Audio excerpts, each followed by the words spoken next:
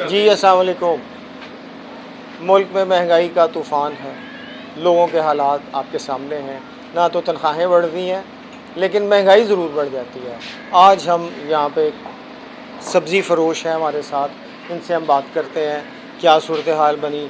जी भाजी, जी सब्ज़ी महंगी हो गई, बिक्री किन्नी घटी किन्नी वधी, की बनया जे? कारोबार बिल्कुल नहीं है जी उनके हालात के मुताबिक नाल जी बिल्कुल ਤੁਹਾਡੇ सामने ही है। दुकान सारी लगी है, सुबह की पई है।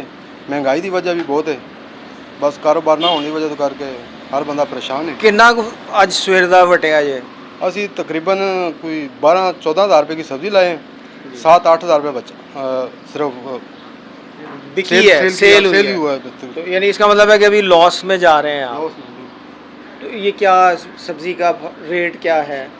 सब्ज़ी का रेट भी बड़ी महंगी है सब्ज़ी, तकरीबन सारी। टमाटर किस तरह है, करेला किस तरह का, थोड़ा जरा भी दसो।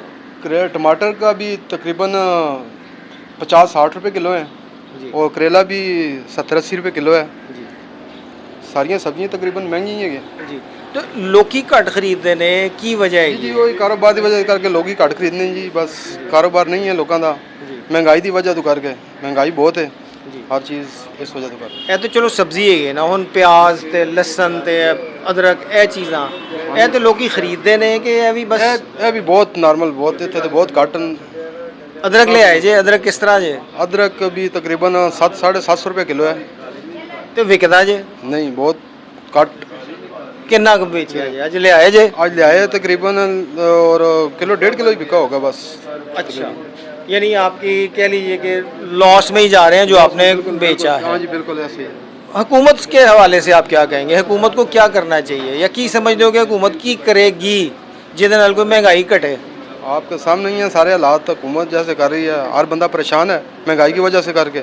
कारोबार है नहीं, हुकूमत तो कोई काम खास हो नहीं रहा आपके बिल्कुल। ਉਹਦੀ ਵਜ੍ਹਾ ਤੁਸੀਂ ਕੀ ਸਮਝਦੇ ਹੋ ਕਿ ਸਿਆਸੀ ਵਜੂਹਾਤ ਹੈਗੀਆਂ ਨੇ ਜਾਂ ਕੋਈ ਹੋਰ ਵਜ੍ਹਾ ਹੈਗੀ ਹੈ? ज़ाहिर है सियासी वजूहत है, हर बंदा अपने अपने काम चो मसरूफ है। इधर कोई किसी बंदे का ध्यान नहीं है, कारोबारी हिसाब नाल कोई बंदा किसी बंदे ने सपोर्ट नहीं कर रहा। इस वजह तो करके हर बंदा परेशान है, महंगाई की वजह तो करके तकरीबन कारोबार नहीं है।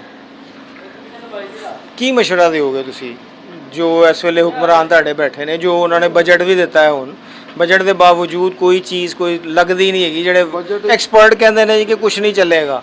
बजट सानू तो कोई समझ नहीं आ रही जी, साढ़े मुताबिक तो किसी हिसाब नाल कोई बजट नहीं आया जी वो तो गरीब तकरीबन मारे गया तकरीबन उस जी। वजह। ਤੇ ਜੇ ਇਲੈਕਸ਼ਨ ਹੋਇਆ ਕਿਹਨੂੰ ਵੋਟ ਦਿਓਗੇ? वोट PTI नहीं ਤੁਸੀਂ ਪੀਟੀਆਈ ਨੂੰ ਵੋਟ ਦਿਓਗੇ? ਉਹ ਕਿਉਂ? बस